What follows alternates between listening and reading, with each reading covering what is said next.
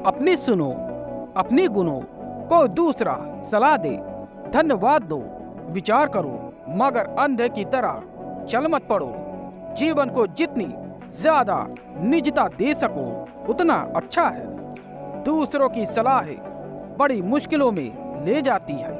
एक आदमी की औरत मोटी होती जा रही है क्योंकि आदमी के पास जैसे जैसे तिजोरी बड़ी होती जाती है वैसे वैसे औरतें मोटी होती जाती हैं। यह बड़ा अजब संबंध है तिजोरियों में और औरतों में। आखिर वह आदमी घबरा गया। वह सूखा जा रहा है, कमा कमा कर मरा जा रहा है। इधर औरत है कि सब सोफे छोटे होते जा रहे हैं। और डॉक्टर से उसने पूछा, मनोचिकित्सक से पूछा क्या करें। उन्होंने कहा तुम एक काम करो। मनोचिकित्सक ने एक बहुत खूबसूरत नग्न स्त्री की तस्वीर दी। सानुपात, सुघड़, अंग अंग सुंदर, कोई कमी न खोज सके। कहा इसको जाकर तुम अपने घर में रेफ्रिजरेटर के भीतर चिपका दो। और रहा ग्लू, यह ग्लू ऐसा है कि एक बार फोटो चिपक गई तो फिर निकलती नहीं। सो जब भी तुम्हारी पत्नी फ्रिज को खोलकर देखेगी कुछ खाने के लिए और इस नग्न स्त्री को देखेगी, शर्माएगी, मन ही मन अपने को दोष देगी कि यह मैंने अपने शरीर का क्या किया। अब यह कुछ शरीर जैसा मालूम नहीं पड़ता। अब तो ऐसा मालूम पड़ता है जैसे एक थैला है जिसमें सामान भरा हुआ है। पत्नी ने कहा बात तो पते की है, फीस चुकाई, फ्रिज में ले जाकर तस्वीर चिपकाई। कोई 2 महीने बाद मनोचिकित्सक को मिल गया सुबह सुबह बीच पर। मनोचिकित्सक ने कहा कि क्या हुआ, तुम आए नहीं। उसने कहा क्या खा खाते लाख उस तस्वीर को उखाड़ने की कोशिश में लगा हूँ, उखड़ती नहीं।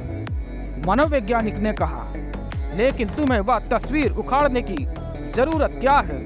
उसने कहा उल्टा ही सब हो गया क्योंकि मैं उस तस्वीर को देखने जाता हूँ बार बार, और जब भी तस्वीर को देखता हूँ तो मन आखिर आदमी का मन है।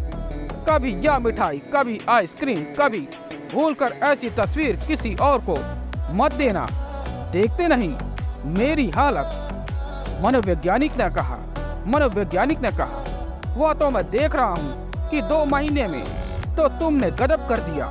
2 महीने पहले आए थे तो चूहा मालूम होते थे और अब तो पहाड़ मालूम होते हो। मगर यह तो बताओ पत्नी का क्या हुआ। उसने कहा पत्नी का मत पूछो, वह दुष्ट तस्वीर की तरफ देखती नहीं, उसकी आंखें तो सिर्फ भोजन को देखती है। सलाहें मशवरे चारों तरफ हर कोई हर किसी को दे रहा है, मुफ्त लोग बांट रहे हैं। सलाहें जगह जगह तुम्हें मिल जाएंगे।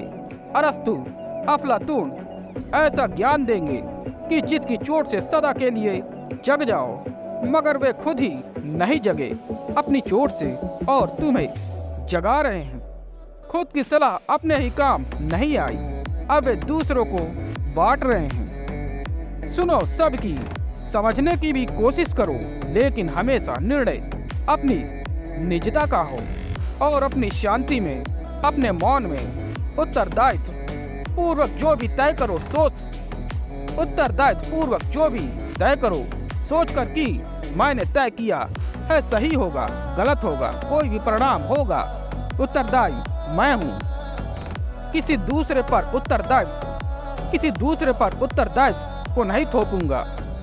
फिर तुम्हारे जीवन में भी निखार आना शुरू हो जाएगा। तो फिजूल बैठकर तुम मेरे संबंध में चर्चा मत करो। मैं इतना बिगड़ चुका कि अब तुम्हारी चर्चा के हाथ मुझ तक पहुंच ना पाएंगे। एक सीमा होती है, फिर उस सीमा के पार मुश्किल हो जाती है। सो हम तो गए, अब तुम भी कहीं चर्चा करते करते हमारे साथ मत चले आना। अपनी सोचो, जिंदगी छोटी है, समय बहुत कम है, कल का कोई भरोसा नहीं है और काम बड़ा है। जिंदगी को जगमगाया है, अमृत का अनुभव करना है, व्यर्थ की बकवास और बहुत दूर नहीं है।